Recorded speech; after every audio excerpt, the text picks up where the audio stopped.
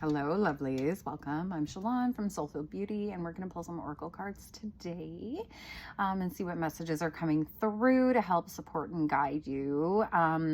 So we're in February, and it's this whole month that is like dedicated to love. And I keep hearing the song in my head. So this is love. So I don't know, like it's just this like kind of dreamy energy that's going on right now. And when I talk about love, it's not just like for couples and relationships and all that kind of stuff, but it's like our inner self-love. Like when we really, truly, and fully like love ourselves unapologetically, like it's reflected to us from the world around us. Okay. And when we focus on like magnifying and amplifying that love and our experiences and really tapping into like just savoring the beautiful things around us, like savoring your coffee in the morning and savoring your food. We're always in a hurry, right? And the divine feminine like slows everything down, right? She likes things to be like slow and purposeful and like enjoyable and really like tapping into all of the senses. Okay, so what's coming up is healing the mother line. Okay, healing ancestral work, motherline, and growing up. Okay, so our journey to self-love is basically reparenting our inner child. Okay, so many of our mothers were taught to self-sacrifice. Like we're coming from generations upon generations of women who were taught to self-sacrifice themselves for the patriarchal system, for the masculine, right? And that is not the way of the world anymore. We are shifting and changing into this like age of Aquarius, and so it's going to be more so about like finding the balance between the divine feminine and the divine masculine energies, like working together. And we only do that by focusing on our divine feminine and divine masculine energies within us as well, right? And this is where like the snake energy with the year of the snake is coming into play as well, right? We're entering into this year of the snake, and this is all about like Kundalini energy. Okay, if you've ever heard about Kundalini energy, it's this rise of consciousness, this higher way of being, this higher consciousness, and it's about moving the energy up your chakras, right? So we want to be focusing on like clearing these chakras. Like we store emotions, we store trauma in our chakras, right? And so if we are able to clear those, then we're like these clear channels, right? We're not just like channeling from above, we're also bringing this energy up so that we are like a source of divine flowing energy. Okay, and so it's about moving this like the Kundalini energy is the perfect balance between the divine feminine energy. It's not just one snake, it's two snakes, right? And they're like working their way through our chakras. Okay, and it's about moving that energy up as well, okay, as opposed to like receiving as the energy. So I am going to read from the book on this as well. So it says, when we're living in a time of complex healing, especially when it comes to the mother line collectively, we're facing the intergenerational trauma that colonialism and patriarchy have imprinted on us. So many born to mothers who were not mothered themselves. It's time to mend the chain. Okay, so this is what we're doing when we're focusing on our inner self-love. This is what we're doing. We are mending the chain. Okay, every time we speak up for ourselves, every time we don't let people take advantage of our boundaries, every time we do what is true to us in our hearts, we are mending this chain. Okay, so many of our ancestral lines have experienced brutal persecution and separation from the sacred feminine.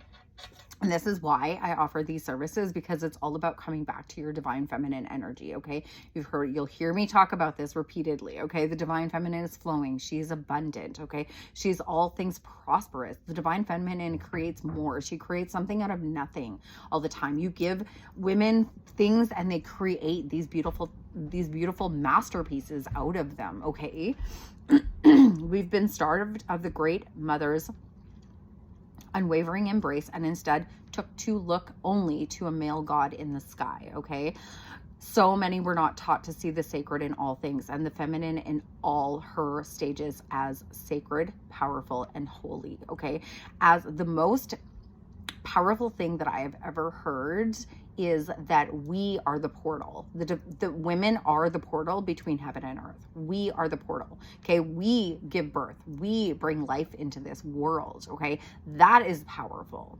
And we're expected to do it in a patriarchal society and be able to show up the same as men. And that's where we end up getting depleted. And yes, we can do it. But then we're also like in our masculine energy.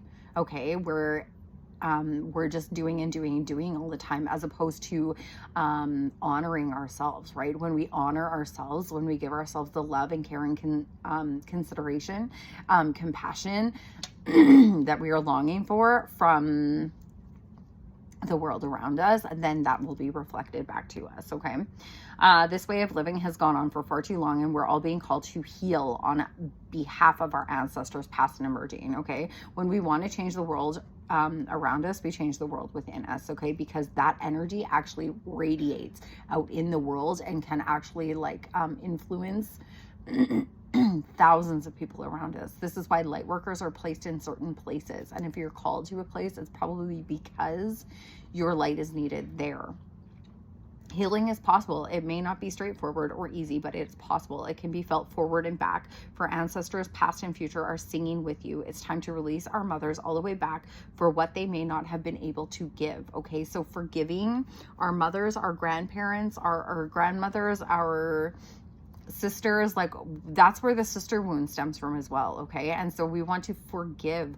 We are all one in the same. I was just having this conversation as well, how we all are, if you want to go back to like religious aspects of everything, but it's not even religious. It's just fact. We are all God's children. We are all a part of God. Okay. We are all in, and it's not the male God in the sky. And I don't even know if we want to say God, but we are all part of like the universe. We are all one. We are all pieces of the universe. And like, we're all here learning our own lessons. Okay. And to see each other through this, lens of love, through the eyes of love, so that, we're not like judging and ridiculing and whatever else each other, right? We are all just here learning our lessons and to be understanding in that, right? Do we need to, tolerate or associate things with other people all the time? Absolutely not. Like we do not have to, but that's part of our lesson, right? That's part of our contract with that person, that they were meant to do this, that, and the other, so that we learn to have stronger boundaries, so that we learn to speak up for ourselves, so that we can shift and change the world into this higher level of consciousness, into this higher level of love. So, to find a way to cultivate the loving mother within, to treat ourselves with the same deep reverence, adoration, understanding, and compassion that we long for all along. Okay. Reparenting our inner child, remothering ourselves. Okay. You can be that for yourself today. You can meet yourself where others could not. And as you do, future ancestors will bless you for finding the courage to release and heal deep. So your rose transmission is I reach all the way back to the original mother and I set all the mothers and myself free. So this is also about forgiving yourself. Okay. And I had to do this with myself for my kids, because was or am I always the perfect mother? Absolutely not. But I am more than willing to learn from my mistakes. I am also allow my children to call me out on shit. Sometimes they need to give me an awakening and say, excuse me. And that's okay. Right? Because I'm willing to step back, as opposed to like being defensive. I'm willing to step back and reevaluate how I showed up in that situation and what I actually was triggered by, or whatever was happening. Right? And we're doing this on a daily basis. Like it's just a part of being human, and forgiving ourselves for that, forgiving ourselves for being human. We are so tapped into our higher consciousness all the time that sometimes we forget that we really just are human here having this experience, because we expect everything to be perfect and divine and all these things all the time. And in reality, it's just, we're here learning, right? We're going to have experiences, and that's okay. So, yeah, let me know how that resonated with you. There was a lot that came out in that reading, and I have multiple ways for you to work with me. If you're called, there's my Goddess Glo Sessions right now, which is all relationship based and self-love based, okay? Healing past relationships and calling in new forms of love into your life. We also have the Heart Break Handbook, and this is your own step-by-step guide to healing your heartbreak from past relationships. And this is not just relationships, like romantic relationships, okay? This is like all sorts of relationships with your parents, with teachers, with whatever, okay, your children. It just dives into all of that, okay? And that is an ebook, and you can have like instant access to it, as well as Oracle card guidance. I do that as well. And Self-Love Queen Academy is coming up in March, and the early bird price is on still, and that is like finding your tribe, finding your community of supportive women, and healing and stepping into your power and all those good things. So that's my 12-week group coaching program. Yeah, I hope you have a beautiful rest of your day. Take care.